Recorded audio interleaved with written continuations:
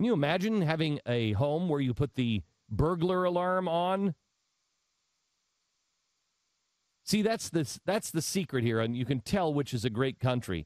Which direction does the force face? Does the burglar alarm stop people from coming in or leaving?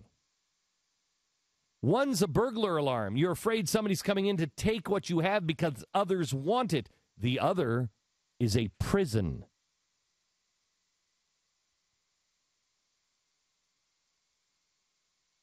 Has Britain, has France, has Canada, or any of the other supposedly free nations been the object of so many immigrant dreams ever in all of history?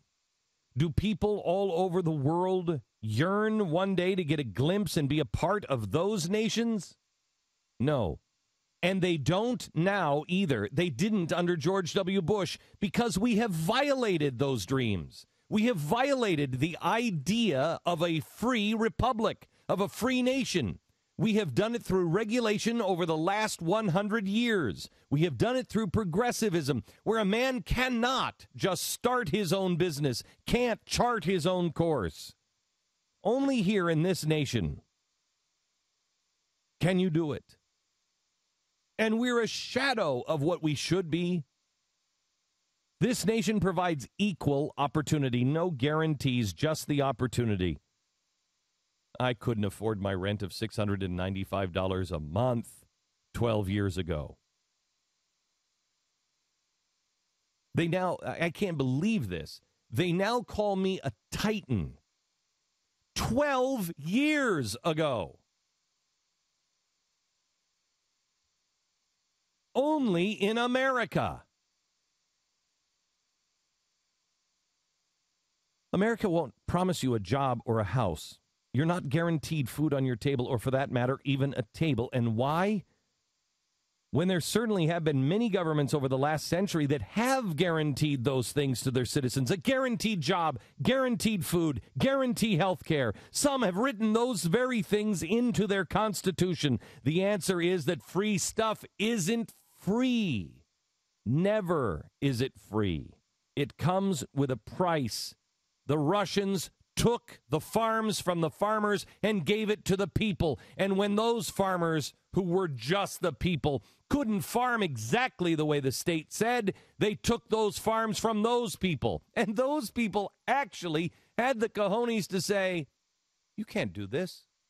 This is my farm. No, it's the people's farm.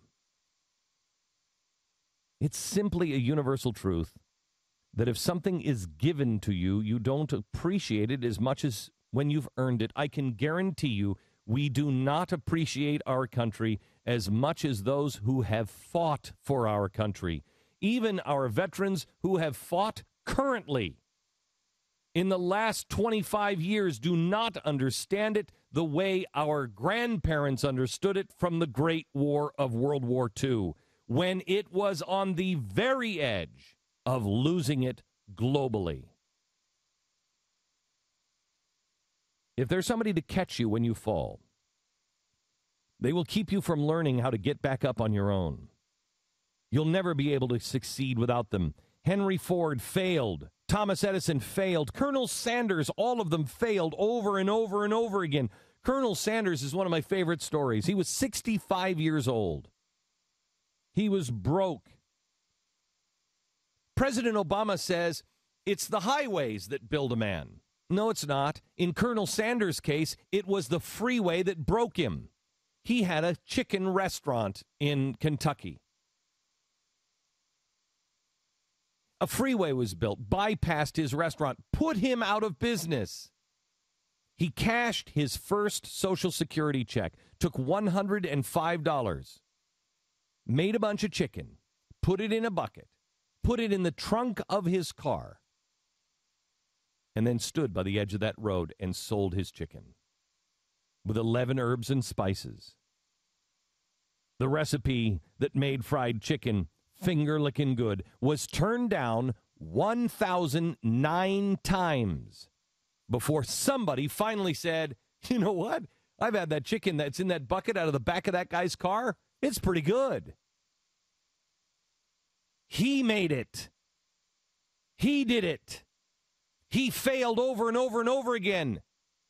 1,009 times. 1,010th person came and said, that's something I want to invest in. You can find those stories over and over again in America, and only in America.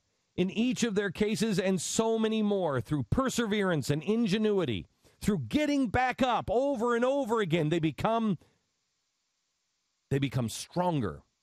They become people able to conquer any adversity. And therefore they will achieve amazing success. We hold these truths to be self-evident.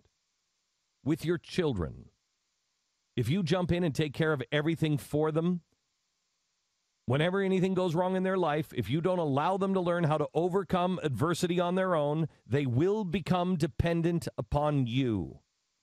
How is it any different with us and our government? Expecting people to work through their own problems is not heartless or hateful or selfish. It helps them build character, gain confidence. It makes our country stronger. We can be there for the occasional helping hand up. But if we continue to give handouts and trophies that nobody deserves, we are not doing them or us any favors. Obama is right. That commercial is true.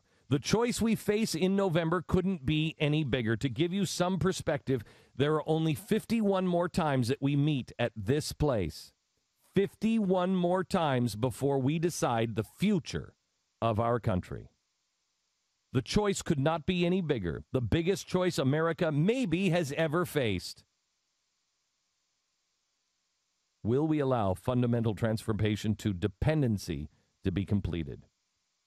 Or will we again, as we did 236 years ago, fight for our independence?